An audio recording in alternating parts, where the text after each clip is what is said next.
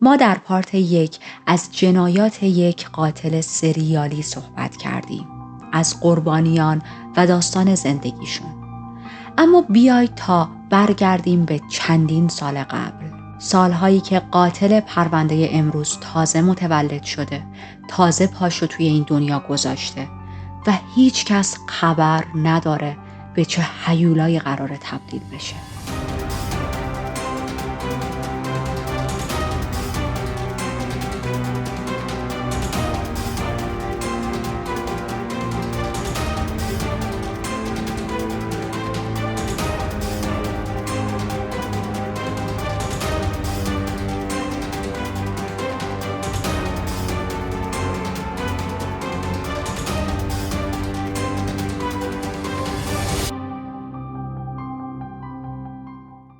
من ریتا هستم و در این چنل وارد دنیای جنایی میشیم، جایی که حقیقت عجیبتر از خیاله و مرز بین خوب و بد محو میشه.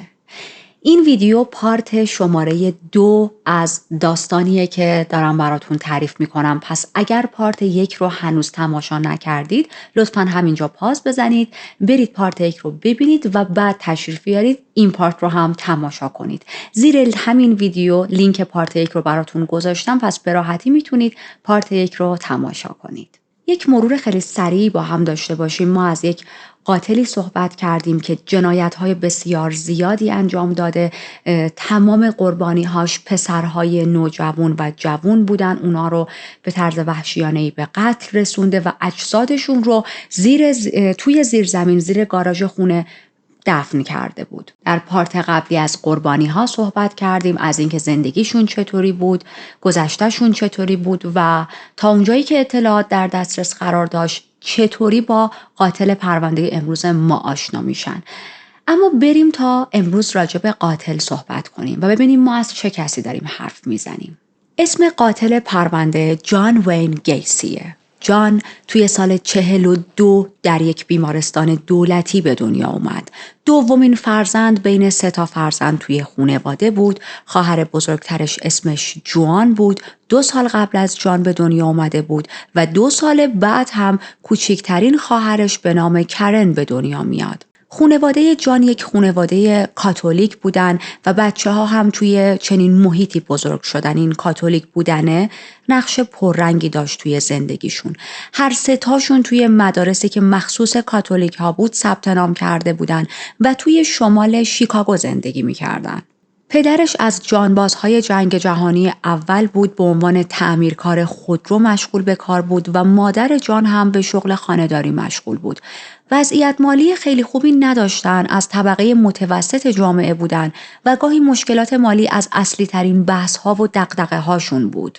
به واسطه این وضع مالی متوسط رو به پایین، محله‌ای هم که توش زندگی می‌کردن یک نیبرهود خیلی خوبی نبود، محله متوسط رو به پایین بود و آدم‌هایی که اونجا بودن دقیقاً وضعیت مالیشون مثل خانواده جان بود، خیلی درآمدهای بالایی نداشتن. پس یه چیزی خیلی بینشون فرهنگ بود، بینشون باب بود، اونم این که پسرهای نوجوان در حالی که حالا هنوز سنشون کم، مشغول تحصیلن، برن و دنبال شغل بگردن، بلکه یک مقدار بتونه اون شغل، اون درآمده کمک خرجشون بشه.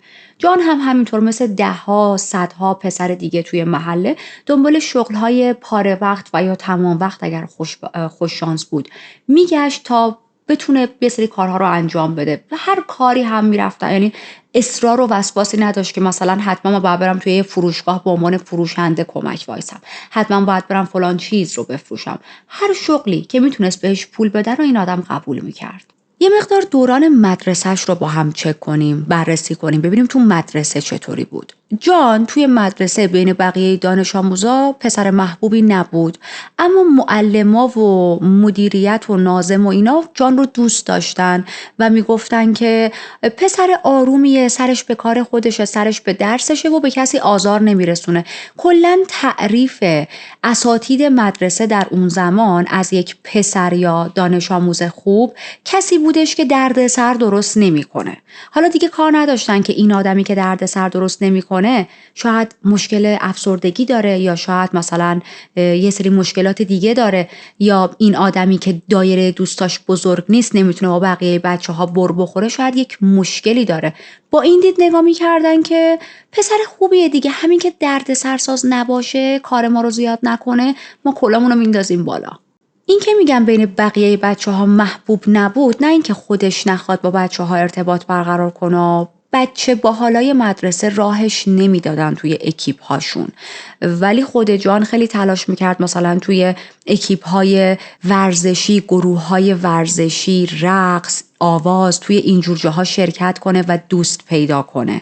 اتفاق عجیبی توی دوران مدرسه و کودکیش نیفتاد که من الان بخوام براتون تعریف کنم، و وقتی از بیرون به دوران مدرسهش نگاه میکنیم یک دانش آموز بسیار بسیار نرمال بود، با کودکی، دوران تحصیل عادی، به استثنای رابطهش با پدرش و تصادف هایی که زندگیش رو تحت تاثیر قرار داد. بریم تا از این تصادف و ارتباطش با پدرش بیشتر براتون بگم. جان به مادر و 2 خواهرش بسیار نزدیک بود. خیلی باهاشون صمیمی بود، وقت زیادی رو باهاشون میگذروند، خیلی بهشون علاقه داشت. اما با پدرش اصلاً رابطه خوبی نداشت. پدرش یک مرد الکلی بود، بسیار بددهن بود. اصلا امکان نداشت این آدم حرف بزنه و فوش و بد و بیرا و آزار کلامی از دهنش خارج نشه. خیلی وقتها این آزار و اذیت‌های کلامی تبدیل میشد به آزار و اذیت‌های فیزیکی و واقعاً رابطه جان با پدرش خیلی رابطه سختی بود. پدرش اصلاً جان رو دوست نداشت، حالا سوای اون مست کردن و شخصیت بد خودش علاقه‌ای هم به جان نداشت. برعکس خیلی از پرونده های قدیمی که ما با هم بررسی کردیم و خانواده ها همیشه میگن پسر قند عسل، ما حتما باید یه دونه پسر تو زندگیمون داشته باشیم، اما پدر جان رو خیلی تحقیر میکرد که تو چرا پسر به دنیا آمدی، من دختر دوست داشتم. تمام مدت جان رو جامپ و استیوپید خطاب میکرد، یعنی احمق، اسکل، مسکل، نمیدونم یه همچین معادل هایی برای فارسی اگه بخوام به کار ببرم. تمام مدت جان رو با خواهرهاش مقایسه میکرد، میگفت ببین خواهرات چقدر خوبن، ببین مثلا خواهرات زرنگترن، ببین خواهرات باهوشترن، ببین خواهرات خوشگلترن. البته که این مقایسه کردن ها باعث نمیشد ارتباط جان با خواهرش به هم بخوره، ولی خب فشار روانی زیادی رو روی خود جان به وجود می آورد. یکی از اولین خاطرات دوران کودکی جان این بود که پدرش وقتی 4 سالش بود به خاطر اینکه رفته بود قطعات یه موتور ماشینی که پدرش گفتم تعمیرکار ماشین بود دیگه داشت تعمیر میکرد و به هم ریخته بود. بچه 4 ساله است دیگه، با هر چیزی میتونه بره بازی کنه، هر چیزی براش اینترستینگه، هر چیزی براش جذابه. رفته بود با قطعات این ماشین بازی کرده بود، قطعات رو به هم ریخته بود و پدرش به شدت جان رو تو همون سن 4 سالگی کتک میزنه. مادرش تمام مدت تلاش میکرد که از جان در برابر این آزار و اذیت‌های کلامی و یا فیزیکی دفاع کنه. سعی میکرد که نذاره همسرش پدر جان اینقدر آسیب برسونه به جان، اما خب نمیتونست خیلی موفق باشه چون پدر جان مادرشون رو هم خیلی کتک میزد. حتی خیلی وقتها وقتی مادرش دفاع میکرد از جان، از تحقیرهایی که پدرش تمام مدت میکرد این بود که به جان میگفت تو بچه ننه‌ای، مثل دخترها لوسی، نیاز داری بقیه ازت دفاع کنن، انقدر بی‌عرضه‌ای که خودت نمیتونی حق تو از من بگیری. تمام مدت به همسرش مادر جان میگفت تو با این دفاعهای الکی و بی خودت نمیذاری این پسر مرد بار بیاد و در آخر هم یه کاری میکنی که عجیب غریب بزرگ بشه. منظورش از عجیب غریب گرایش های متفاوت جنسی بود، مثلا مثل این که جان هم جنس گرا بشه که خب هیچ ربطی نداره، اما طرز تفکر پدرش این بود. یه خاطره بد دیگه‌ای که جان از پدرش داره، زمانی که هنوز سنش کم بود، کودک به حساب می شد، یک بار پدرش مچ جان رو با یک پسر دیگه که اون هم کودک بود میگیره، در حالی که داشتن همدیگر رو لمس میکردن و این لمس کردن یک لمس کردن عادی نبود، تاچینگ اروتیک بود. به شدت جان رو کتک میزنه، به شدت دعوا میکنه و چند وقت بعد از اون مجدد مچ جان رو میگیره در حالی که داشت یک دختر رو نوازش میکرد. برای اون کار هم جان رو میزنه. جان حالتی بود که اوکی خب شاید لمس کردن یک پسر بده و من برای اینکه پدرم خوشحال شه خب میرم یک دختر رو لمس میکنم، اما برای اون کار هم کتک خورد. کلا پدرش براش مهم نبود به چه دلیل، دنبال یه بهانه‌ای بود که خشم و عصبانیتش رو سر جان خالی کنه. متاسفانه به خاطر این آزارهای شدید و زیادی که پدرش به جان میرسوند، یکی از بارهایی که جان مورد تعرض از سمت یک آدم دیگه قرار میگیره، نمیره به پدرش این موضوع رو بگه. از سمت یکی از فامیلاشون مورد آزار و اذیت جنسی قرار میگیره. یک پسر دیگه‌ای بود، از اقوامشون بود، جان رو اذیت میکنه، آزار جنسی میده، اما جان از ترس این که من میدونم اگر برم به بابام بگم به جای اینکه بره اون فامیلمون رو دعوا کنه، من رو دعوا میکنه، من رو کتک میزنه، این حرف رو به هیچکی نمیزنه و این موضوع رو توی خودش نگه میداره. جالبه بدونید برخلاف این همه آزار و اذیتی که پدرش داره اعمال میکنه روی جان، جان هنوز هم ته دلش پدرش رو خیلی دوست داره، خیلی بهش علاقه داره. در کنار اون تنفر زیادی هم که داره ها، کتک هایی که میزد، جان به تنفر میرسید ازش، اما وقتهایی که پدر خیلی عصبانی نبود، کتک نمیزد، جان خیلی پدرش رو دوست داشت و تمام مدت تو طول زندگیش تلاش میکرد، اولویتش این بود که من بتونم نظر پدرم رو جلب کنم، من بتونم تایید پدرم رو به دست بیارم توی زندگیم. یعنی این رو بزرگترین موفقیت برای خودش میدونست. یک مقدار بریم تا وضعیت جسمانی و سلامت و فیزیک جان رو با هم بررسی کنیم. جان یک کودک چاق بود و از ورزش کردن به شدت متنفر بود. میگفت هر بار که ورزش میکنم تنگی نفس میگیرم، قلبم درد میگیره و خب بعدها به خاطر عارضه قلبی هم که داشت چندین و چند بار توی بیمارستان بستری میشه و دکتر بهش میگه که اصلا تو نباید ورزش کنی. کلاً جان مشکلات سلامتی زیاد داشت. توی کلاس 4 از حال رفتن‌هاش شروع میشه، یهو قش میکرد، یهو از حال میرفت. یه بار به خاطر ترکیدن آپاندیسش توی بیمارستان بستری میشه.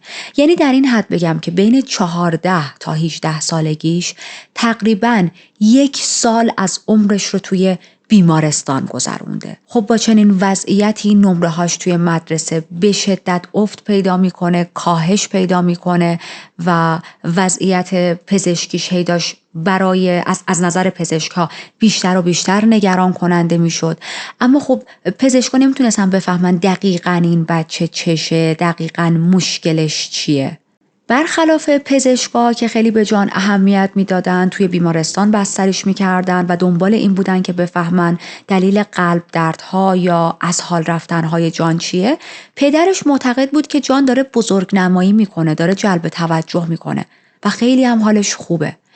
مثلا یکی از بارایی که جان حالش بد شده بود، روی تخت بیمارستان دراز کشیده بود و تازه به هوش اومده بود، پدرش با خشم و عصبانیت میره توی بیمارستان، جلوی تمام دکترها، جلوی تمام پرستارا و بقیه شروع میکنه سر جان داد زدن. بهش میگه تمام این کارات ساختگیه، داری فیلم بازی میکنی، الکی روی تخت بیمارستان دراز کشیدی، به محض اینکه این بچه پاش برسه خونه حالش خوب میشه، شماها چقدر خنگید که خام این بچه میشید. اما حالا اون حادثه‌ای که براش اتفاق افتاد و عقب‌تر ازش صحبت کردیم چی بود؟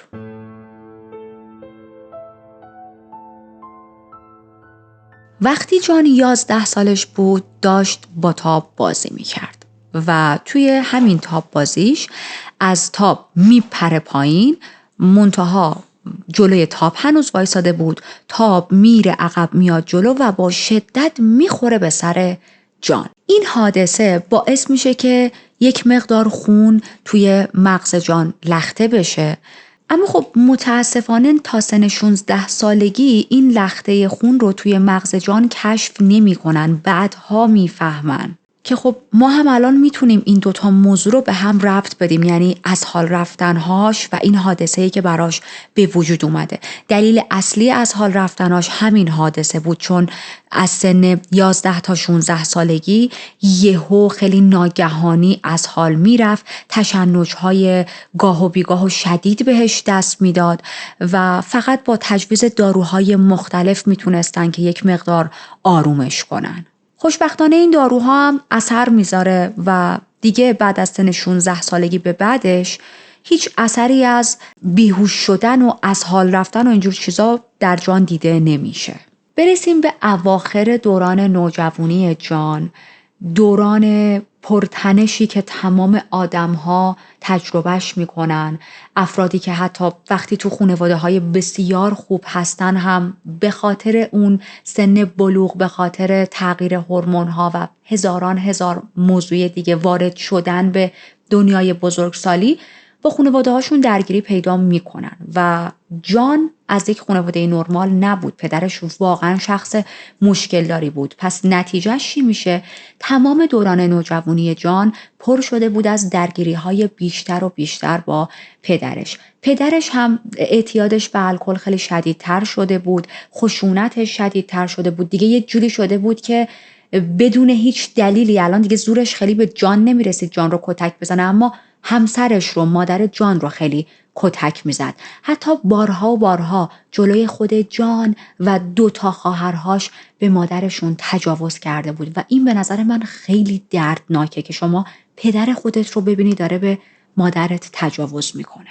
همونطوری که اشاره کردم از نظر فیزیکی دیگه زورش اونقدر به جان نمیرسید که بخواد کتکش بزنه، اما این آزارهای لفظی و کلامیش رو همچنان نگه داشته بود و حتی چند برابر هم بیشتر کرده بود.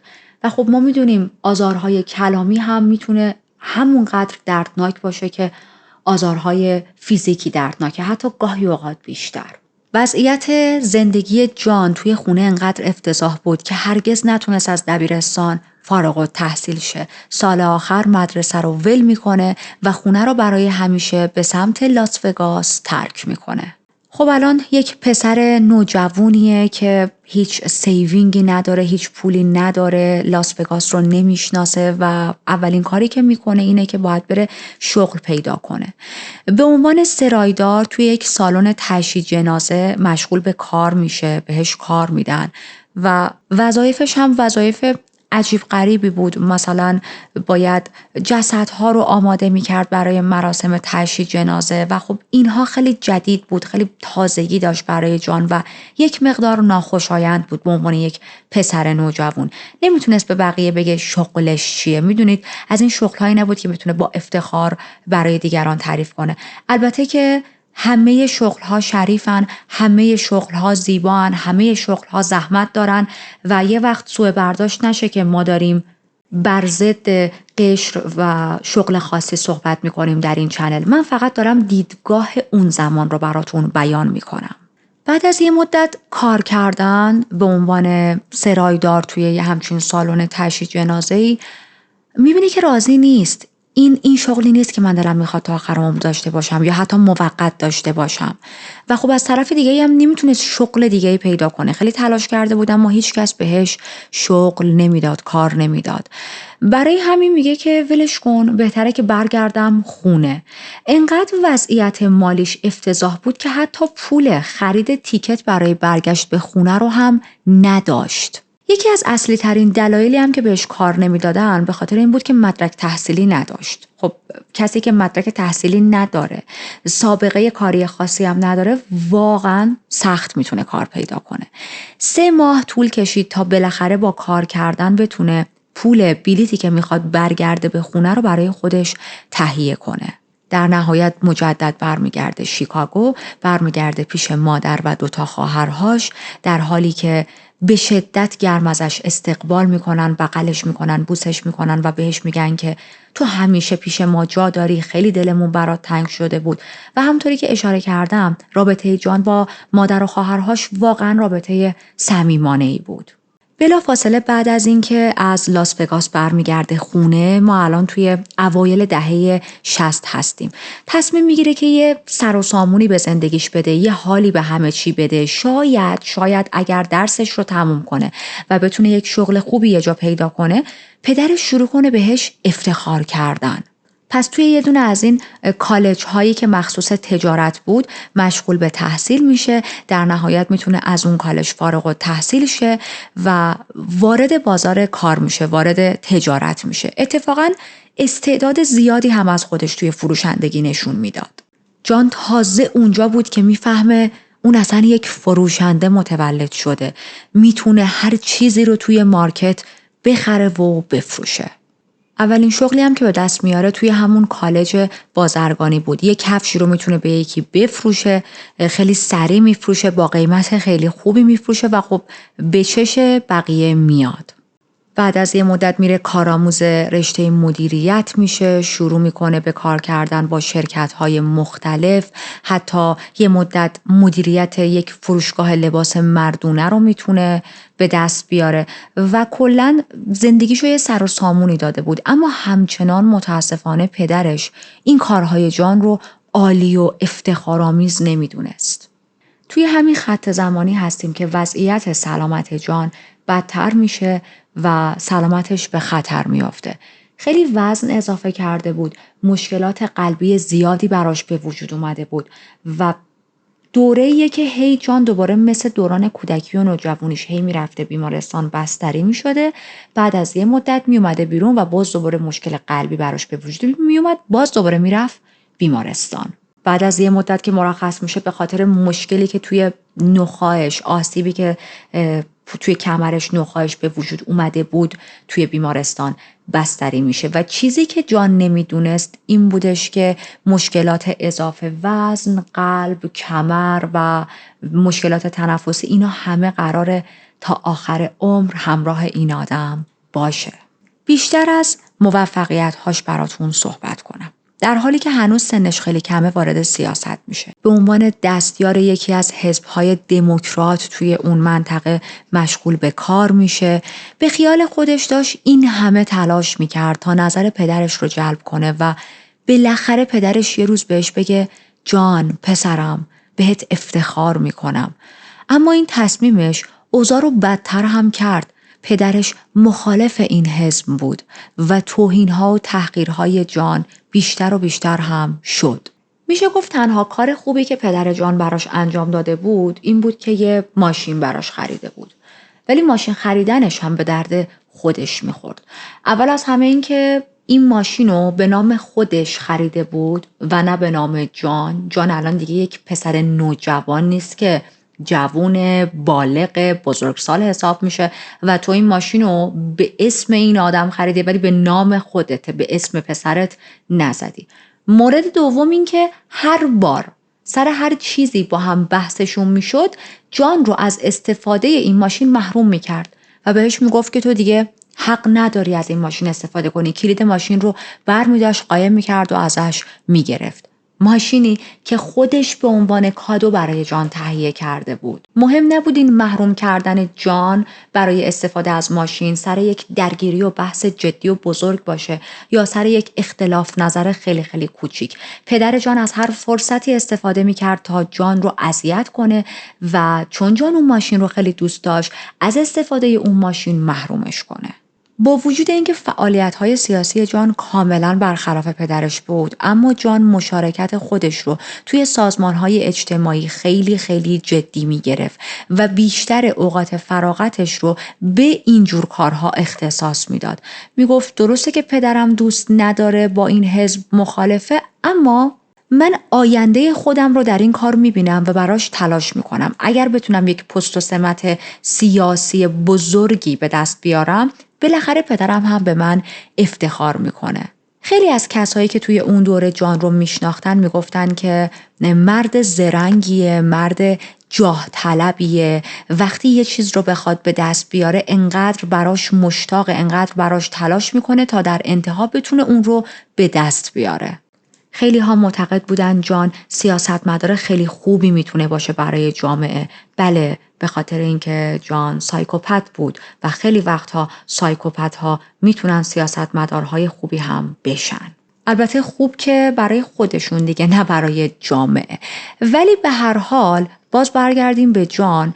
گفتیم که خیلی داشت برای اینکه بتونه یک پست و مقام سیاسی به دست بیاره تلاش میکرد دیگه. این تلاش بیش از حدش، خب شغل که داشت، کار که میکرد، تو اوقات فراغتش هم همش داشت به فعالیت‌های سیاسی میپرداخت، باعث میشه به خاطر خستگی بیش از حد عصبی توی بیمارستان برای مدتی مجدد بستری شه. ولی به محض اینکه از بیمارستان اومد بیرون باز برگشت به همون روند قبلی زندگیش. حالتی بود که نمیخواست اجازه بده مشکلات سلامتیش، حالا سلامت فیزیکی و سلامت روانیش، مانع زندگی و خوشبختی و برنامه هاش بشن.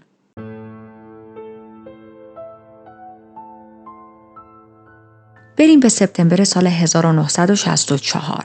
سالی که جان با یکی از همکاراش به نام مارلین مایرز آشنا شد و باهاش ازدواج کرد. والدین و مادر و پدر مارلین صاحب یک سری از رستوران‌های KFC بودن. مرغ‌های کنتاکی KFC برندش خیلی معروف، قطعاً میشناسید.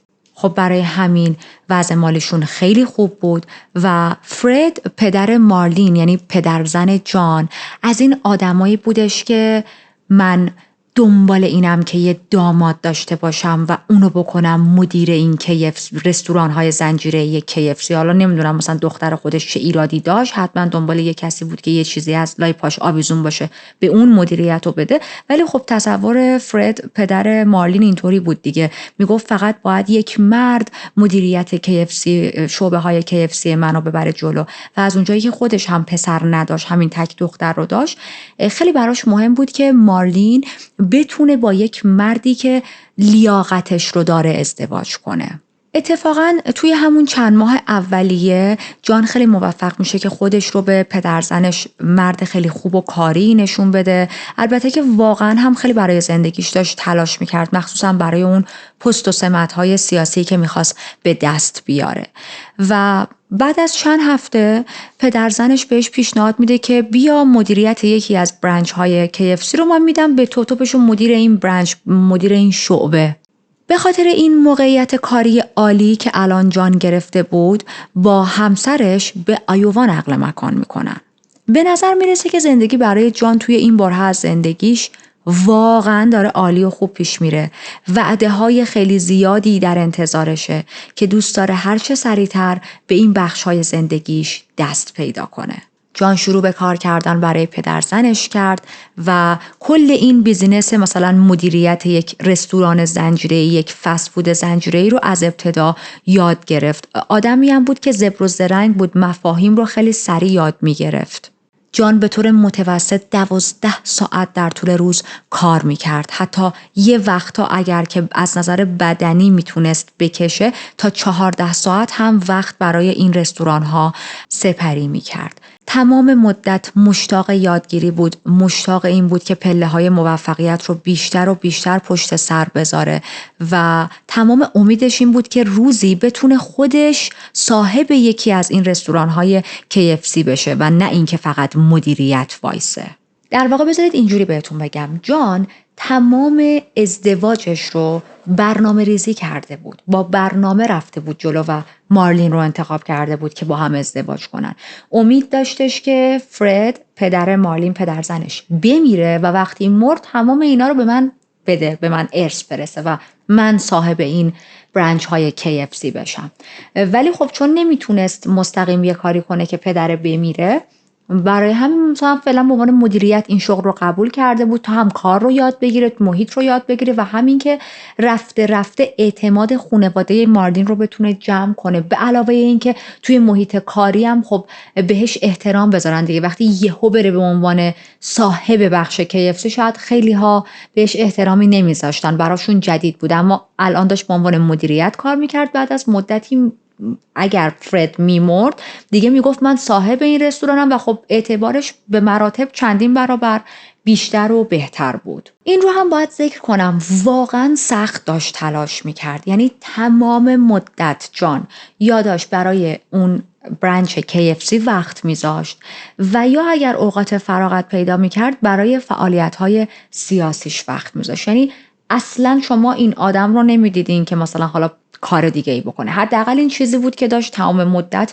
به اطرافیانش نشون میداد. هدف اصلیش هم این بود که بالاخره بتونه این برنچ های KFC رو تصاحب کنه و یک پست سیاسی خفن به دست بیاره تا پدرش بیاد این دست لامصب رو بذاره رو شونه جان و بهش بگه که پسرم بهت افتخار میکنم. ما الان توی خط زمانی هستیم که جان خیلی سخت داره کار میکنه به واسطه همون فعالیت‌های سیاسیش وارد اکیپ‌های مختلف شده، دوست‌های مختلفی پیدا کرده، با آدم‌های زیادی برخورده و دایره دوست‌هاش هم بسیار گسترده است. وقتایی که کار نمی‌کنه داره کارهای داوطلبانه انجام میده و بالاخره توی همون روزها بچهشون رو هم با مارلین به دنیا میارن. یک پسر بود که به دنیا میارن. بلافاصله بعد از تولد پسرشون چندین ماه بعد تولد دخترشون هم اتفاق میفته، صاحب یک فرزند دختر هم میشن. خانواده جان رو داریم از بیرون نگاه میکنیم که توی این چند سال به دلایل خیلی زیادی خوشحالن. خب مشکل مالی ندارن، جان مرد سخت کوشیه. مارلین هرگز به جان شک نکرده که مثلا ببینه جان دنبال زن دیگه، مسائلی که اون زمان مخصوصا خیلی زیاد بود و فقط موفقیت توی زندگی اینها دیده میشه. تونسته بودن یک خونه خیلی خوب توی حومه شهر بخرن، توی یک منطقه خوب بخرن و از دور وقتی نگاهشون میکردید یک خانواده بسیار سالم و دوست داشتنی بودن. وضع مالی جان خوب بود، امکاناتی رو به دست آورده بود، شرایطی رو داشت تجربه میکرد که هرگز توی خونه مادر و پدرش نداشت. این تجربه ها رو نمیتونست کسب کنه، هرگز این امکانات رو نداشت. گفتم بهتون وضع خانواده‌اش خیلی وضع مالی خوبی نبود. مارلین از مراقبت کردن از بچه‌ها لذت می‌برد. جانم توی کارش خوشحال بود. یه خبرایی داشت میرسید که جان شاید موقعیت این رو بتونه به دست بیاره که حتی کاندیدای ریاست جمهوری توی سال بعدش بشه. همه چیز داره خیلی عالی پیش میره، عالی به نظر میرسه، ولی واقعیت چیز دیگه ایه. یه شایعه هایی توی محل کارش شروع میشه به پخش شدن که جان همجنسگراست و به همجنس خودش گرایش داره، علاقه داره. و وقتی میگم شایعه، نه که فقط در حد یه پچ ساده بمونه. این حرف ها دهن به دهن میچرخه، وارد محیط زندگیش میشه، به گوش فرد پدر زنش میرسه، به گوش خیلی از اون دوست ها و اکیپ ها توی حزب های سیاسیش میرسه. و وقتی از خودش میپرسیدن که جان این شایعه ها و این چیزایی که راجبت گفته میشه صحت داره، داستان اینا چیه، میگفتش که نه اصلا به این حرفا توجه نکنید، من خیلی مرد موفقی هستم و برای این موفقیتم دارن واسم حرف در میارن. اما این حرف ها واقعیت بود. جان بایسکشوال بود، به همجنس خودش گرایش داشت و اتفاقاً فقط تو اکیپ مردهای جوون دیده میشد. خیلی وقتها لمسهای عجیب میکرد، خیلی وقتها در حال لاس زدن آدمها جان رو با پسرهای جوون دیده بودن و خب اینها وجهه خوبی نداشت. اینا دلایل پخش چنین شایعاتی بود. فراموش نکنید ما داریم از دهه‌هایی حرف میزنیم که هر نوع گرایش جنسی به جز دگر جنسگرا بودن تبوه و بسیار توی دید مردم بد تعریف شده و گناه میدونستنش. دلیل پخش این شایعه ها هم بهتون گفتم دیگه، همش تو اکیپ مردهای جوون شما جان رو میدیدین، همش تو جمع پسرای جوون رفت و آمد میکرد، همش نیروی کار مردهای جوون رو قبول میکرد، مردهای جوون رو به عنوان نیروی کار استخدام میکرد، همیشه یک پسر جوونی پیشش بود و همسرش اینطوری بودش، مارلین، اینطوری که نه من خیلی خوشحالم که جان مرد خیانتکاری نیست. به ذهنش نمیرسید که یک نفر میتونه با همجنس خودش هم به تو خیانت کنه، حتما نباید بره دنبال مثلا یک زن دیگه ای. چند ماهی داره از این شایعه ها میگذره، از بقیه اصرار، از جان انکار، تا اینکه یه پسری به نام مارک میلر از جان به اتهام تجاوز شکایت میکنه. جان رو توی دادگاه میخوان. مارک توی دادگاه گفتش که جان 1 سال پیش موقعی که اومده بود خونه من و قرار بود ما یک بازدید ساده برای مسائل کاری با هم دیگه داشته باشیم، من رو فریب داد، به من تجاوز کرد. من بعد از این تجاوز خیلی آسیب دیدم. اما جان توی دادگاه همه اتهامات رو بر علیه خودش رد میکنه، یک داستان کاملا متفاوتی رو تعریف میکنه. میگه که مارک با میل خودش با من رابطه جنسی داشته، به خاطر اینکه میخواست پول بیشتری به دست بیاره.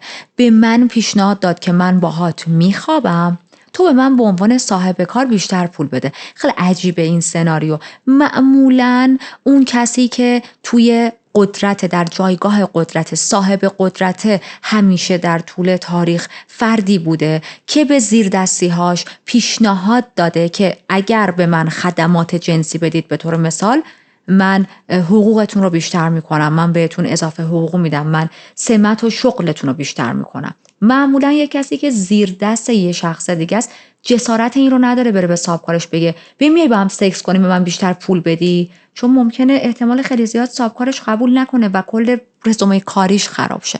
ولی این ادعایی بود که جان میکرد دیگه. همینطور توی دادگاه میگه من چون توی حزب‌های سیاسی هستم، یک حزب سیاسی مخالفی داریم و اونها این شایعه ها رو درست کردن. اصلا مارک هم داخل همون حزب، احتمالاً بهش پول دادن که بیاد بر علیه من چنین شایعه هایی درست کنه، من رو به دردسر بندازه. خب از اونجایی که جان خیلی مهارت داشت توی صحبت کردن و مارک هم واقعا مدرک زیادی نداشت بر علیه جان، همه حرفاش کلامی بود، دادگاه ها به هیچ جا نمیرسه و ما 4 ماه بزنیم جلو. روزی که جان یک پسر 18 ساله رو استخدام میکنه، بهش میگه که برو مارک میلر رو حسابی کتک بزن، بترسون تا شکایتش رو بر علیه من برداره، پس بگیره و این دادگاه ها تموم شه. حالا داستان از چه قرار بود؟ جان به یه پسری به اسم اندرسون $10 به علاوه $300 پیشنهاد میده، یعنی $10 بهش میده، میگه این واسه شروع کار، برو مارک رو انقدر کتک بزن بلکه راضی بشه شکایتش رو پس بگیره. زمانی که شکایتش رو پس گرفت من $300 دیگه هم به تو میدم. و این $10 و $300 و این مبالغی که ما داریم ازش صحبت میکنیم خب توی سال 2024 نیست دیگه، واسه چندین سال پیشه و برای یک پسر 17-18 ساله پول خیلی زیادیه. طرف مثلا به خودش میگه خب کاری نمیخوام بکنم که برم یکی دیگر رو کتک بزنم بعد یهو $300 پول گیرم بیاد، خب چقدر عالی، چرا که نه؟ چه پولی بهتر از این پول که هم زیاده، همین که خیلی راحت به دست میاد. اندرسون میره سراغ مارک، گولش میزنه، مارک رو سوار ماشینش میکنه، میبرتش به یک منطقه جنگلی. در حالی که داشتن توی اون جنگل راه میرفتن، یهو برمیگرده یک اسپری فلفل به چشمای مارک میزنه و شروع میکنه به کتک زدن مارک. مارک با اینکه اسپری فلفل توی چشماش خورده بود و خیلی هم کتک خورده بود، میتونه که به اندرسون غلبه کنه. شروع میکنه فایت بک کردن، دماغ اندرسون رو میشکونه و در نهایت فرار میکنه. مارک اندرسون رو میشناخت، میره پیش پلیس، از اندرسون شکایت میکنه، پلیس بلافاصله میاد اندرسون رو دستگیر میکنه و توی همون صحبت‌های اولیه اندرسون همه چیز رو به پلیس میگه که جان کسی بود که به من گفت من بهت $300 میدم، برو مارکو انقدر بزن تا اتهاماتش رو بر علیه من برداره، پس بگیره. بزرگوار جان رو به پوست خیار میفروشه. خب الان هنوز پرونده قبلی بر علیه جان کامل بسته نشده دیگه و یک پرونده اینجوری هم دوباره براش باز شده. قاضی میگه که بابا این آدم مثلا شاید سلامت عقل نداره و دستور میده که جان رو ببرن برای ارزیابی مسائل روانشناختی، ببینن که آیا اصلا صلاحیت و آمادگی اینو داره که توی دادگاه ها حضور پیدا کنه یا نه. جان رو میبرن چندین هفته توی بیمارستان روانی بستری میکنن، روش آزمایش ها و ارزیابی های روانی انجام میدن و میبینن بله این آدم از همه ما از نظر روانی سالم تره و میتونه در دادگاه ها حضور پیدا کنه. البته توی همون ارزیابی های روانشناختی روانشناساش این رو میگن که این آدم شخصیت ضد اجتماعی داره، اما خب چیزی نیست که نتونه توی دادگاه ها حضور پیدا کنه. دادگاه های جان آغاز میشه و برای اینکه حکم کمتری بگیره، برای اینکه دیگه داستان خیلی بیخ پیدا کرده بود، گیان زده بود، ریده بود به معنای واقعی و نمیتونست این ریده مال رو جمع و جور کنه، میبینه راهی نداره، نمیتونه بگه دیگه نه من نبودم و اون خودش خواست با هم سکس داشته باشیم و اینا. واسه همین میگه که آره ما با هم ارتباط جنسی داشتیم اما من به این آدم تجاوز نکردم. همون چیزی که اولش واسهتون تعریف کردم، گفتم که ادعاش این بودش که ما با هم رابطه جنسی داشتیم اما تجاوز نبوده. اولش میگفته ما اصلا نداشتیم دیگه، این همه دروغه دیگه، این آدم داره دروغ میگه. ولی دیگه اینجای دادگاه میبینه اوضاع پسه، نمیتونه ایگنور کنه، نمیتونه دیگه زیرش بزنه، میگه آره ما با هم رابطه جنسی داشتیم ولی خودش خواست که با من داشته باشه. من تجاوزی نکردم. خب چون میدونست حکم تجاوز به مراتب خیلی بدتر از اینه که حالا فقط این آدم همجنسگراست و به خاطر همجنسگرا بودنش بخوان بهش یک حکمی بدن. اتفاقاً برای تجاوز هم حکم نمیگیره، به خاطر همجنسگرایی بهش حکم میدن، چون گفتم بهتون رابطه جنسی بین دو زن و یا دو مرد در اون زمان جرم بود. حالا حکم جان چی بود؟ قرار بود بره توی یکی از زندانها و 10 سال حبس بگذرونه. جان وقتی که 26 سالش بود برای اولین بار در زندگیش وارد زندان میشه. اما مدت کوتاهی بعد از ورودش به زندان میفهمه که همسرش درخواست طلاق داده. خب خیلی برای خانواده‌اش و همینطور خودش سنگین بود که همسرش الان افتاده زندان، اونم چی؟ به اتهام همجنسگرایی، و این واقعا براشون ننگ بود، واقعا براشون خیلی افتضاح بود. حرفش هم این بود که جان عهد بینمون رو توی ازدواج زیر پا گذاشته، با یک پسر دیگه‌ای به من خیانت کرده و من دیگه نمیتونم با این آدم زندگیمو ادامه بدم. خب الان جان همه چیزش رو از دست داده. همسرش رو نداره و وقتی زنش نباشه یعنی اون مدیریت و درآمد زیادی که پدر زنش هم بهش سپرده بود رو هم نداره. از اون طرف وجهه اجتماعیش کاملا خراب شده بود و تمام فعالیت‌های سیاسیش به باد رفته بود. از همه بدتر پدرش ازش متنفر شده بود و مدام به بقیه میگفت دیدید من از اول میگفتم جان بچه خوبی نیست؟ دیدید این آدم مشکل داره؟ دیدین من الکی با جان درگیر نمی شدم؟ اون آبروی ما رو برده. من میدیدم در این پسر که این یک تفاوتی با بقیه آدم ها داره و بلا بلا بلا بلا همچین حرف هایی. جانی که تمام مدت تلاش داشت تا افتخار پدرش رو به دست بیاره الان دقیقاً برعکسش شده بود. فقط و فقط پدرش فوش و نفرین و لعنت براش میفرستاد. اما حالا بریم با هم بررسی کنیم ببینیم دوران زندانش رو چجوری میگذرونه جان. جان توی زندانه، تمام قوانین زندان رو رعایت میکنه، هیچ بدرفتاری نشون نمیده، درگیر خلافهای داخل زندان نمیشه، با اکیپ ها و آدم های بد توی زندان بر نمیخوره و خیلی خلاصه بخوام بگم از مشکلات دور میمونه توی زندان. تبدیل میشه به یک زندانی واقعا نمونه، چون یاد گرفته بود تو همون روزهای اولی که رفته بود زندان، یاد گرفته بود در صورت عدم خشونت و رفتار خوب احتمال آزادی مشروطش خیلی میره بالا. 18 ماه بعد امیدهاش به حقیقت تبدیل شد. درخواست آزادی مشروط داد و با آزادی مشروطش موافقت کردند. 18 جون سال 1970 جان از دروازه های زندان خارج شد و برگشت به محل تولدش شیکاگو.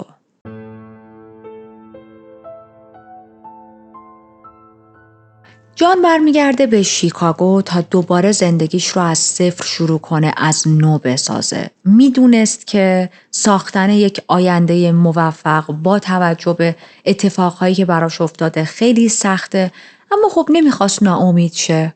وقتی میرسه خونه فقط و فقط یه چیز خیلی داغونش میکنه. اونم این که میفهمه وقتی توی زندان بوده پدرش از دنیا رفته. مرگ پدرش خیلی جان رو سنگین کرده بود. جان به مدت چند ماه دچار افسردگی شدید میشه.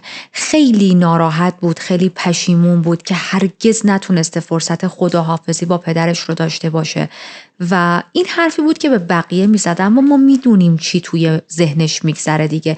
این آدم ناراحت و پشیمون بود از اینکه نتونسته تا پدرش زنده است یک بار از زبون این آدم بشنوه که داره میگه جان من برای یک بار هم که شده توی زندگیم بهت افتخار میکنم. جان حس میکرد که فرصت کافی رو نداشت تا ارتباطی که با پدرش انقدر بد بود رو بهبود ببخشه، حتی با وجود تمام رفتارهای توهین‌آمیز و خشونت‌آمیزی که پدرش باهاش داشت. ما داریم میبینیم که جان هنوز هم به پدرش خیلی علاقه داره. قطعاً موضوع خیلی جالبیه الان برای همتون که جانی که مدام از سمت پدرش مورد ابیوز قرار می گرفت، مورد خشونت فیزیکی و روانی قرار می گرفت، چرا باز دوباره انقدر دنبال گرفتن تایید این پدر بود؟ چرا انقدر تلاش میکرد که یک مهر تاییدی از سمت این آدم توی زندگیش داشته باشه؟ این یک مشکل منتالیه و من تلاش میکنم با یک زبان خیلی ساده‌ای براتون این مشکل رو باز کنم. اولیش دلبستگی ناامنه. دلبستگی ناامن زمانی اتفاق میفته که یک شخصی از سمت کسی که دوستش داره، مثل یکی از اعضای خانواده‌اش، مورد خشونت روانی و یا فیزیکی قرار میگیره و این در حالیه که اون شخص وظیفه برقراری امنیت اون کودک یا اون شخص رو داره. مثلا همیشه توی جامعه به ما گفتن که محیط خانواده، مادر، پدر، خواهر، برادر امن‌ترین افراد در جامعه برای ما هستن و از سمت همون فرد امن داره ابیوز، داره خشونت روانی و فیزیکی به اون شخص اعمال میشه. قربانی میدونه که رفتار والدش درست نیست، اما چون مدام توی جامعه بهش گفتن که سرپرست آدم همه چیزو بهتر میدونه، امین، مادر و پدر امن هستن، هرچی میگن باید گوش کنیم و چنین چیزهایی از کودکی توی ذهن هممون هست، اون شخص هم وفاداری اجباری انجام میده. مثلا اینجا جان میدونه که پدرش کودکیش رو خراب کرده و بسیار مرد خشن و کنترلگری بوده، اما از درون فکر میکرده که مجبوره به پدرش از نظر عاطفی وفادار باشه و هنوز دوستش داشته باشه. مورد بعدی، خیلی از افرادی که توی دوران کودکی مورد آزار و اذیت قرار میگیرن و توی محیط‌های آزاردهنده و مسموم تایم زیادی رو میگذرونن، از یه جایی به بعد تلاش میکنن که شرایط رو عادی نشون بدن و یا خودشون رو شایسته اون رفتارهای بد میدونن. عادی نشون بدن از این نظر که مثلا میگن نه این پدر ما عادی، همه مردا زمان قدیم بچه هاشونو کتک میزدن، نه این چیز عادی نیست. من بارها تو پرونده گفتم مثلا مردا هیچ کدومشون گریه نمی کنن، نه باید بکنن، نه این چیز عادی نیست. شما اگه نتونی گریه کنی یعنی یک مشکل روانی داری، زن و مرد هم نداره و باید به تراپیست مراجعه کنی ببینید چه چیزی داره جلوی تو رو از تخلیه غم و اندوهت که یکی از روش‌هاش گریه کردنه جلو تو داره میگیره.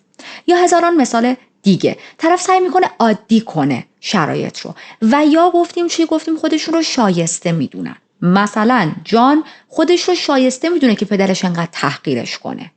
درسته پدرش خیلی حرفهای بدی بهش میزد و درسته خیلی جاها جان عصبانی میشد و تو روی پدرش وای میستاد، اون هم جوابش رو میداد، اما از درون معتقد بود که پدرم داره درست میگه، من یه پیس آف شتم. برای همین هم تلاش داشت که باز بتونه خودش رو به اون پدر اثبات کنه.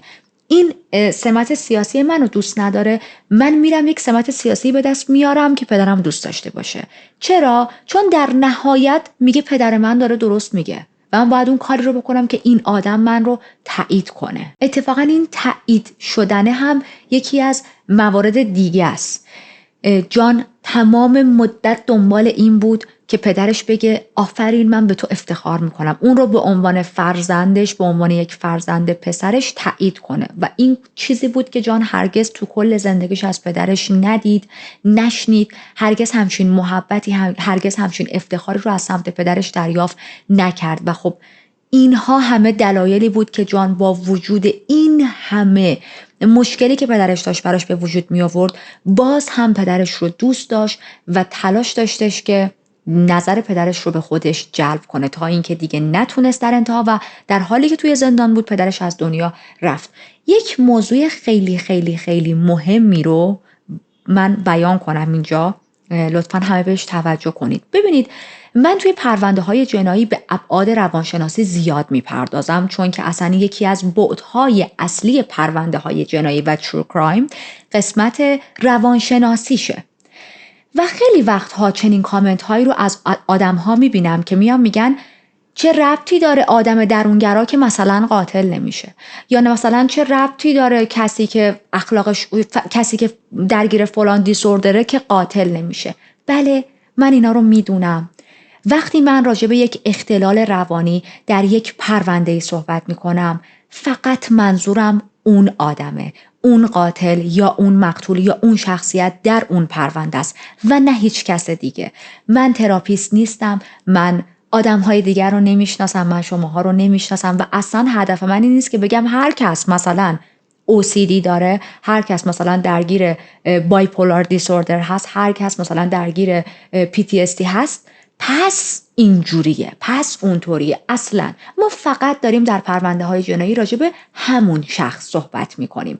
پس خواهشاً تعریف هایی که از ابعاد مختلف روانشناسی در پرونده های جنایی میشه رو با خودتون مقایسه نکنید، به خودتون برچسب نزنید. اگر جایی احساس میکنید شما هم درگیر بعضی از اختلال ها یا مشکلات هستید، ته ذهنتون داشته باشید و به متخصص و تراپیست مراجعه کنید. نیاید به خودتون سریع برچسبی وارد کنید و نسخه واسه خودتون بپیچید.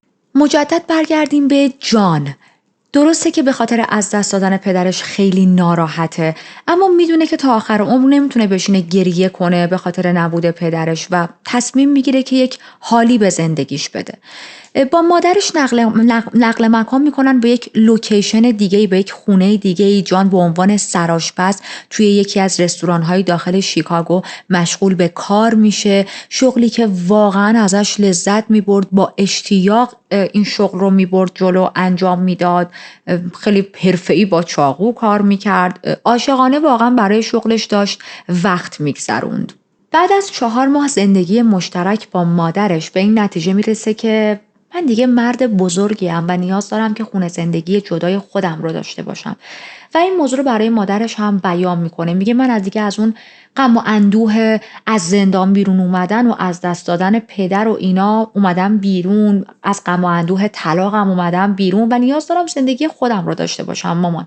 مادرش خیلی خوشحال میشه از این که جان بالاخره اون مقاومت، اون استقامت، محکم بودنی که نیاز داشته رو به دست آورده و اون خونه‌ای که داشتن رو میفروشه، نصفش رو برمیداره برای حالا سهم خودش و خواهرها رو برمیداره، سهم جان رو هم میده و جان با سهمش میتونه چیکار کنه؟ بره برای خودش یک خونه جدید بگیره. خونه جان یک خونه 2 خوابه بود، توی محله خوبی بود، محلش زیبا بود، تمیز بود، خانواده ها توی اون محله زندگی می کردن. به سرعت با همسایه ها دوست میشه، ارتباطش رو صمیمیتر میکنه با همسایه ها. جان میرفته خونه اونا رو دعوت میکرده خونهشون.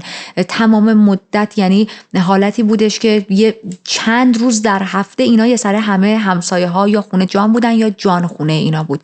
حتی توی خیلی از این مراسم و شام و نهار و مثلا باربیکیو و اینا مادرش رو هم دعوت میکرد و همسایه ها مادر جان رو هم خیلی دوست داشتن. این جمع شدن هاشون هم شامل موزیک گوش دادن و رقصیدن و مشروب خوردن و بازی های پوکر بود. این رو مهمه که در نظر داشته باشید. همسایه های جان هیچ آیدیایی ندارن که جان توی یک شهر دیگه‌ای افتاده بوده زندان و چه اتهاماتی بهش وارد شده بوده. اصلاً گذشته مجرمانه جان رو نمیدونستن. چند ماه بزنیم جلو و دوباره یک اتفاق دیگه‌ای برای جان میفته. جان به تجاوز جنسی متهم میشه. به یک پسر نوجوانی تجاوز کرده بوده. این پسر میره ازش شکایت میکنه، میگه که من توی یک ترمینال اتوبوسی منتظر بودم، این آدم منو دعوت کرد توی ماشینش، منو برد خونش و تلاش داشت که توی خونش به من حمله کنه، به هم تجاوز کنه و من در نهایت تونستم که از خونش فرار کنم. در واقع پروندهش شکایت به خاطر این بود که اقدام به تجاوز. جان هنوز 1 سال نشده که به طور رسمی از زندان آزاد شده و فراموش هم نکنیم آزادی مشروط بهش داده بودن دیگه و دوباره بعد چند ماه قانون رو زیر پا گذاشته.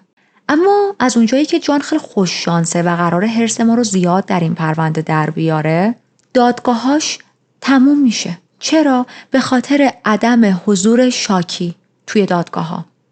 پسری که ازش شکایت کرده بود توی دادگاه‌ها حضور پیدا نمی‌کنه. حالا واقعا مشخص نیست این پسر چی به سرش اومده، از اون محله رفته، چه اتفاقی براش افتاده، چرا بی خیال این شکایت شده.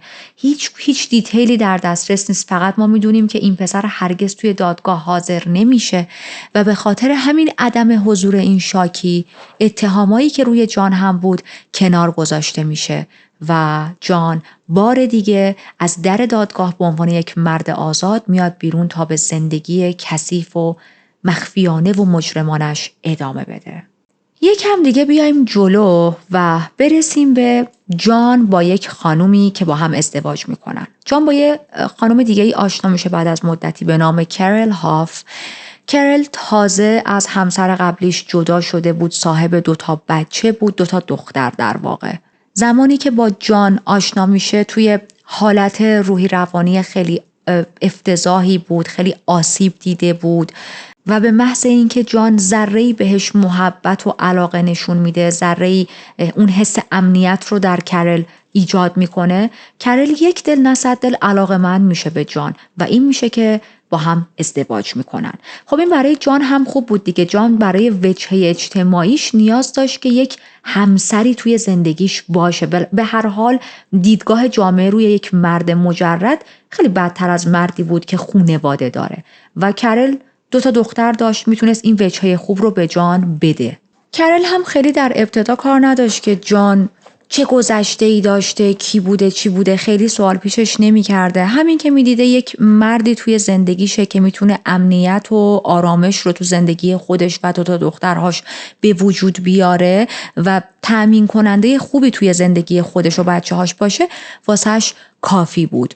البته که جان بهش گفته بود یک بار من افتادم زندان و داستان چی بوده، ولی خب با چه دیالوگی تعریف کرده بود برای کرل، برای من پاپوش درست کرده بودن و با یه همچین دیالوگایی و کرل هم اهمیت نمیداد، میگفت اصلا مهم نیست گذشته تو بوده، مهم الانه که ما داریم با هم زندگی میکنیم.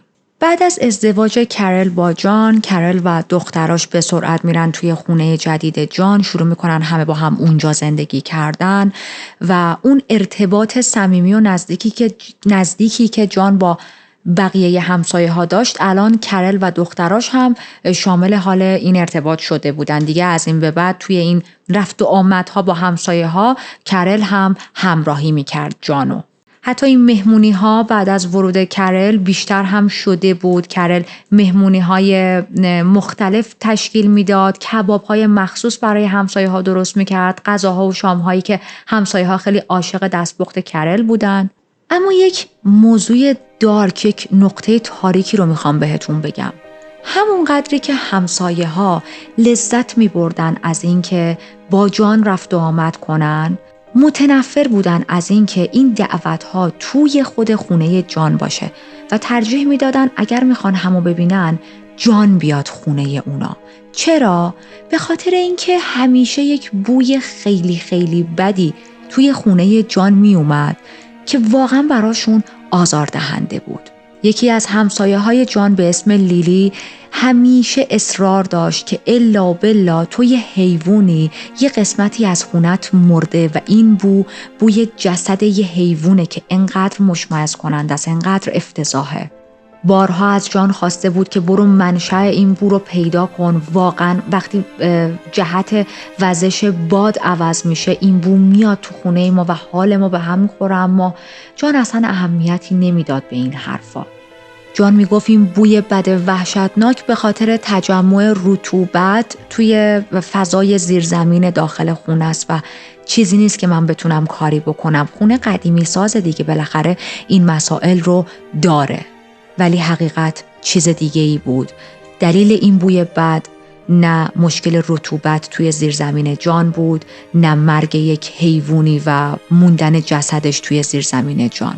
این بوی افتضاح تعفن به خاطر چیزهایی بود که زیر خونه جان توی زیرزمینش مخفی شده بود و هیچ کس از این رازهای تاریک خبر نداشت. درسته که خیلی از همسایه های جان این اواخر از بوی افتضاحی که از خونش میومد شکایت میکردن، اما خب ارتباطشون رو هم با جان قطع نمیکردن. جان همش تلاش میکرد مهمونی های مختلف بگیره و به قول خودمون مردمدار باشه، چش و در و دهن همسایه رو ببنده. حتی یکی از مهمونی هایی که گرفته بود نزدیک 300 تا مهمون دعوت کرده بود.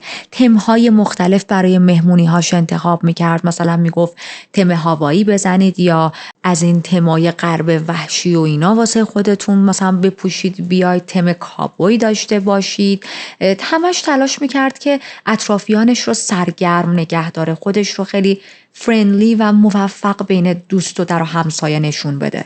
جان از توجهی که از سوی آدم‌هایی که به مهمونیاش می اومدن دریافت می کرد لذت می بردون. عاشق جلب توجه بود و دوست داشت احساس مهم بودن بکنه.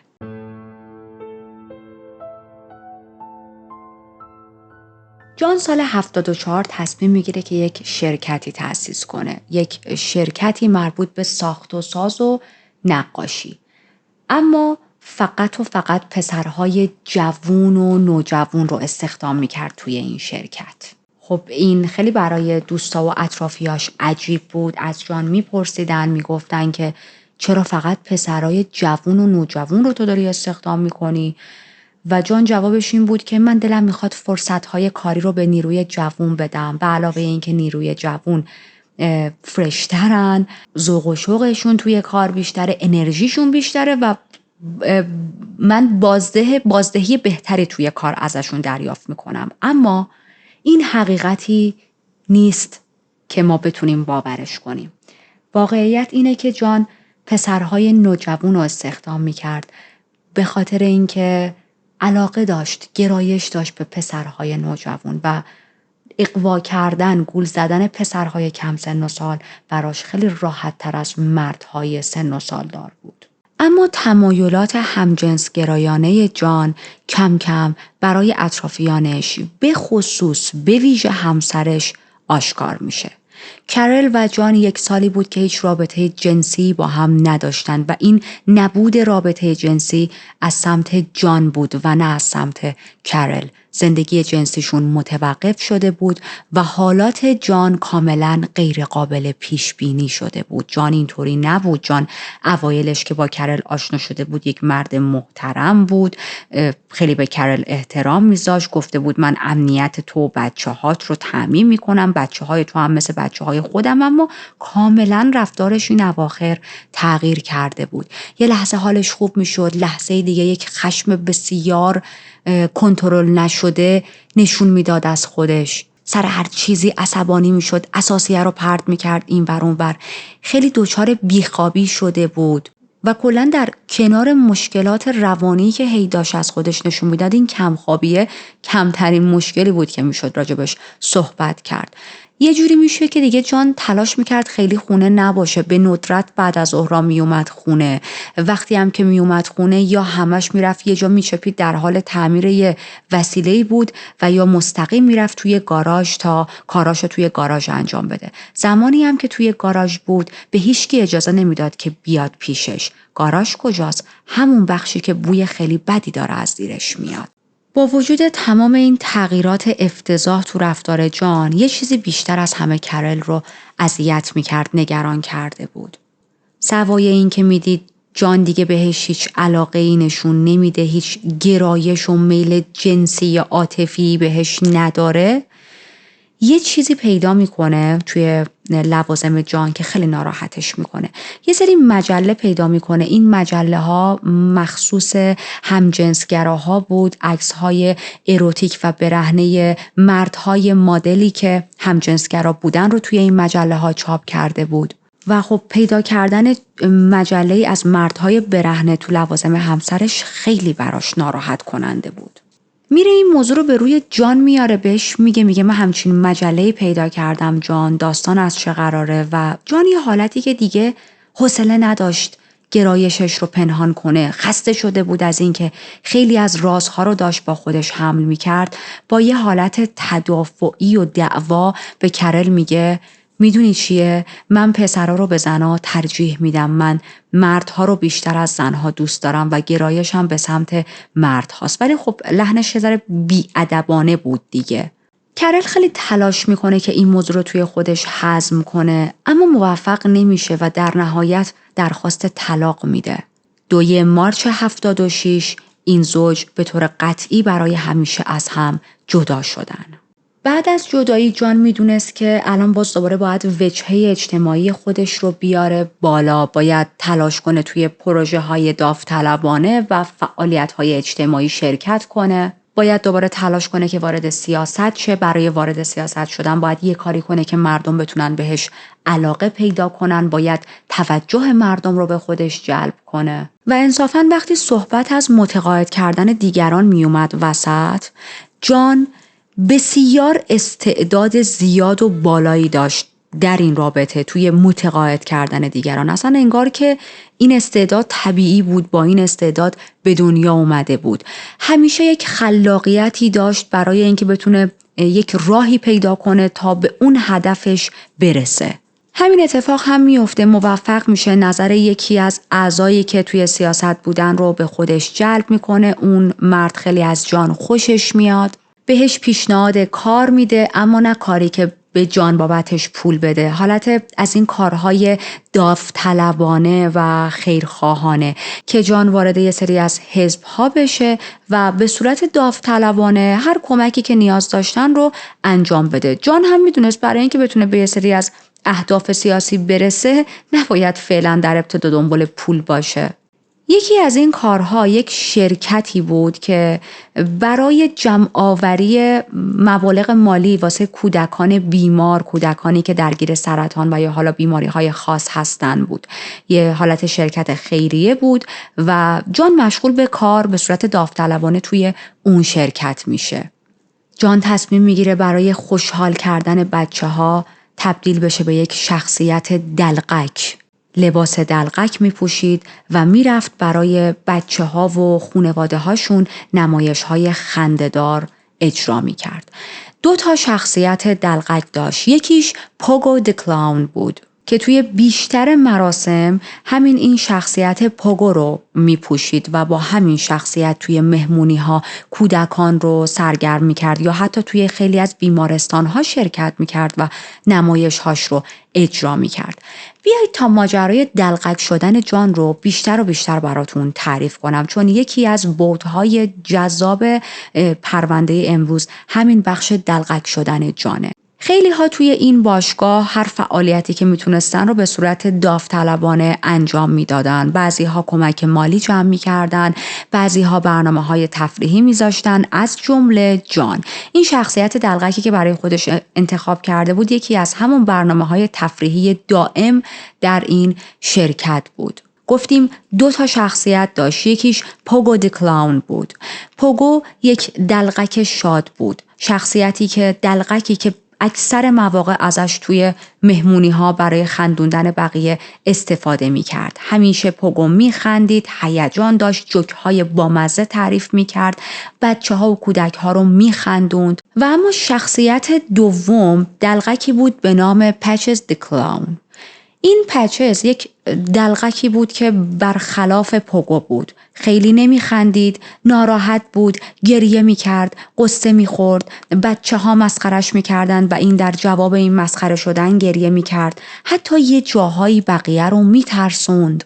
این 2 شخصیت دلقک جزو بعدهای بسیار بسیار پررنگ در زندگی جان بودن. جان به ندرت برای اجراهاش پول به دست می آورد، اما دلیلی که به عنوان دلقک وقت میگذروند این بود که بازی در نقش دلقک بهش اجازه میداد تا به دوران کودکیش برگرده. به عنوان پوگو و پچز توی مهمونی های محلی، فعالیت های سیاسی، رویدادهای مختلف خیریه و بیمارستان های کودکان فعالیت میکرد. همین که خیلی دیده میشد و همین که میتونست اون کارهایی که در کودکی نکرده رو در قالب دلقک انجام بده. نقش دلقک داشتن باعث می شد جان برای مدتی از واقعیت‌های تلخ زندگیش فرار کنه، کودکی کنه، بچگی کنه، کودکی که هرگز نتونسته بود داشته باشه به خاطر رفتار بد پدرش. میتونست از اضطراب و استرس زندگی برای چند لحظه فرار کنه. همینطور این که جان از کودکی عاشق دلقک ها و سیرک ها بود، اما خیلی پدرش بهش اجازه نمیداد بره سیرک، اجازه نمیداد تصاویر دلقک ها رو نگه داره. بهش میگفت مراسم ها و تفریح هایی که داخل سیرک هاست و دلقک ها اجرا میکنن بسیار مسخره و بی‌مفهومه. شخصیت دلقک برای جان مثل یک عقده شده بود.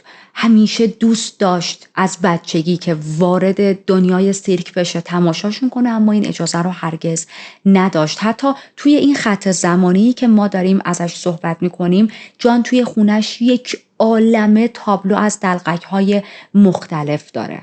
جان میتونست ماهیت دارک خودش رو زیر لباس دلقک پنهان کنه و همینطور اعتبار و اعتماد جامعه رو هم کسب کنه. فراموش نکنیم که اون شخصیت ضد اجتماعی داشت و با این نقش دلقک میتونست ضعفش رو مخفی کنه و تظاهر کنه که اتفاقا خیلی هم خونگرم و مردمیه.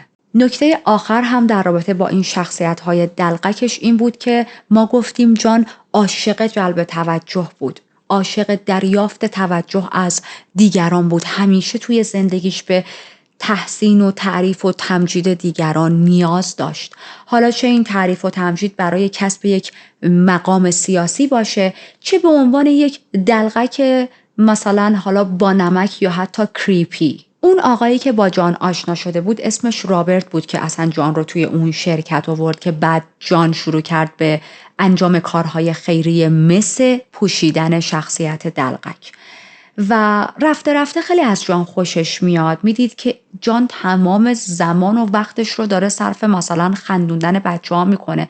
بیچاره از همه جا بیخبر فکر میکرد که جان چه آدم مثلا خیرخواهیه. نمیدونست که اصلا جان به خاطر مشکلات روانی خودش داره نقش این دلقک رو بازی میکنه. به هر حال خیلی از جان خوشش میاد. رفته رفته بعد از گذشت چند هفته یک حرف هایی میزنه به جان که من میخوام بهت فلان پست و مقام سیاسی رو بدم و دست تو رو بگیرم، بالاخره یک مهره مهمی بکنم توی سیاست. و جان دیگه اینجوری بود که تو پوست خودش نمی گنجید. خیلی خوشحال بود، خودش رو داشت توی اون مسیری میدید که بالاخره تمام فعالیت های سیاسی من داره ریزالت میده، داره نتیجه میده بهم و من دارم به اون جایگاهی توی زندگی میرسم که همیشه آرزوشو داشتم. تا اینکه ورق برمیگرده و یک سری شایعه مجدد در رابطه با جان پخش میشه که این آدم همجنسگراست و خیلی هم به پسرهای جوون علاقه داره. حالا اصلا این شایعه ها از کجا اومده؟ بریم تا یک اتفاق رو براتون تعریف کنم. گفتیم جان شرکت ساخت و ساز خونه زده بود و پروژه های مختلف میگرفت دستش دیگه. همینطور گفتیم که فقط پسرهای نوجوان و جوون رو استخدام میکرد. یکی از نوجوانهایی که با جان توی اون پروژه خاص کار میکرد به اسم تونی آنتونوچی بود. تونی 16 ساله بود و اوایلش که رفته بود پیش جان کار کنه همه چیز خوب بود. جان خیلی خوش برخورد بود، حقوقش رو سر وقت میداد. تونی هم برای جان وظایفش رو انجام میداد و خوب کار میکرد. تا اینکه رفته رفته میبینه جان شروع میکنه بهش بیشتر و بیشتر نزدیک شدن. به اصطلاح یک سری پیشرفت‌های جنسی پیدا میکنه برای تونی. پیشرفت‌های جنسی که تونی خیلی بهشون علاقه نداشت، اما هر جا میومد جان رو استاپ کنه جان با پول بخوام عامیانه بگم خرش میکرد و میگفتش که تو اگر صدات در نیاد من مثلا فلان قد بهت بیشتر پول میدم، فلان قد بهت بیشتر حقوق میدم.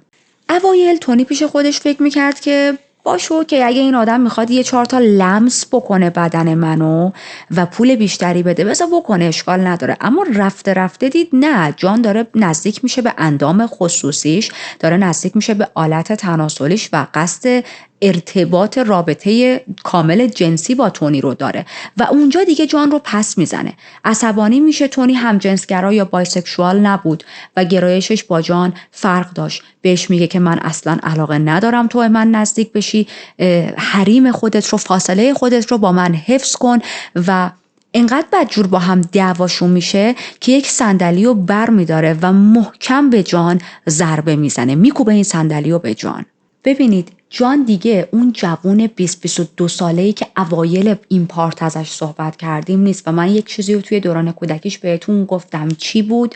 اینکه جان تا آخر عمرش با مشکلات فیزیکیش دست و پنجه نرم می‌کرد و اصلی ترین مشکلاتش مشکلات کمردرد شدیدش بود به خاطر اضافه وزنش و به خاطر خیلی از قتل‌هایی که داشت انجام میداد به خاطر حمل اجساد. اینها همه کمردردش رو تشدید میکرد. پس وقتی الان تونی نوجوان 16 ساله که بدنش خیلی تر و تازه و قویه با صندلی به جان حمله میکنه، جان میترسه، جان عقب نشینی میکنه و موضوع رو به شوخی میگیره.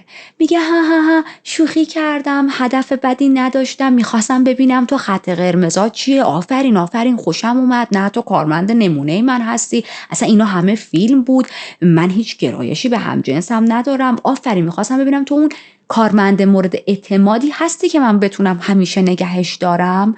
دیدم آره از امتحان من از تست من سربلند بیرون اومدی. و این موضوع همونجا تموم شد. به طرز عجیبی کلا دیگه تونی رو گذاشت کنار. یعنی تونی هنوز برای جان کار میکرد، اما دیگه جان به خودش اجازه نمیداد بره سمت تونی و بهش آزار و اذیت جنسی برسونه. یک نکته بزرگی رو هم در رابطه با قربانی ها بهتون بگم، هم راجب پارت 1 که با هم مرور کردیم و هم توی این پارت. ببینید اکثر پسرهایی که جان میرفت سراغشون یا همجنسگرا بودن یا اصلا تمایلی به همجنس خودشون نداشتن، اما چون سنشون خیلی کم بود و نیاز مالی داشتن، جان با این پوله سعی میکرد بخرتشون، سعی میکرد گولشون بزنه، بهشون میگفت مثلا بهت حقوق بیشتری میدم، ماشینتو میخرم، وسیلت رو میخرم، تو رو تو پر و بالم میگیرم و اینجور وعده هایی که ما در طول پرونده دیدیم. و یا اینکه این پسرها هیچ کدوم جزو کارکنهای جان هم نبودن، اما چون سنشون خیلی کم بود و تجربهشون از زندگی، تجربه زیستنشون در این دنیا واقعا پایین بود، خیلی ساده به جان اعتماد میکردن، خیلی ساده گولش رو میخوردن و وقتی جان بهشون میگفت بیا با هم بریم یه دوری بزنیم، بیا با هم بریم یه ویدی بکشیم، خیلی راحت سوار ماشین اون غریبه میشدن، سوار ماشین جان در حالی که اصلا نمیشناختنش و خب در نهایت هم متاسفانه سر از زیرزمین جان در می آوردن. برگردیم به جایی که بودیم. 1 ماه بعد از درگیری جان با تونی، جان تلاش میکنه به یکی دیگه از کارکنهاش که اون هم یک پسر نوجوانی بود تعرض کنه. داستان از چه قرار بود؟ این پسر رو یه بار صدا میکنه خونش به بهانه اینکه حالا راجع به کار با هم صحبت کنن. به این پسر میگه من شعبده بازی بلدم، یه سری تریک و چیزهای خارق‌العاده تو شعبده بازی بلدم که میتونم بهت یاد بدم. و خب برای این پسر خیلی جالب بود. میگه یکی از این حقه هایی که بلدم اینه که دستی که با دستبند بسته شده رو میتونم باز کنم، حتی بدون اینکه کلید داشته باشی. میخوای بهت نشون بدم؟ این پسر قبول میکنه. به دست این پسر دستبند میزنه و در حالی که دست این پسر بسته بود شروع میکنه به درآوردن لباساش. این پسر شانسی که میاره هر 2 تا دستش با دستبند خوب چفت نشده بود. در واقع یکی از دستاش خیلی محکم بسته شده بود، اما اون یکی دستش رو با دستبند جان خیلی سفت نکرده بود و میتونه که تقلا کنه دست خودش رو از توی یکی از این دستبندها آزاد کنه و به جان حمله کنه. کلیدو بر میداره، دستبند خودش رو باز میکنه، جان رو کتک میزنه، دستهای جان رو میبنده. دقیقا همون کاری که جان میخواست با خودش بکنه رو این با جان میکنه. آی دل من خنک شد این جای پرونده، آی جیگر من حال اومد.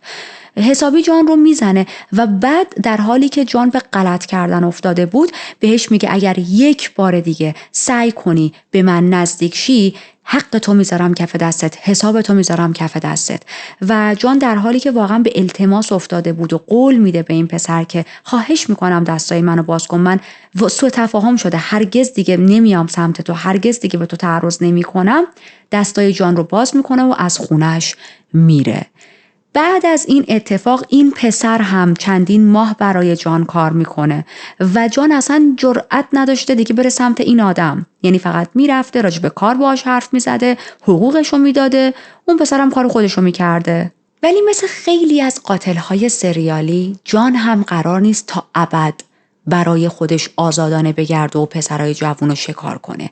یه جا یه سوتی میده، اون سوتی باعث دستگیریش میشه و زیرزمین وحشتناکش هم لو میره، جایی که پر از جسد بود. توی پارت 3 چیزهایی رو میخوایم با هم بررسی کنیم که حتی از این 2 تا قسمت اول و دوم هم ماجرا رو راجب جان دارکتر و وحشتناکتر میکنه. ممنون که با من تا اینجا همراه بودید. به سرعت با پارت 3 میام سراغتون. مراقب خودتون باشید. فعلا.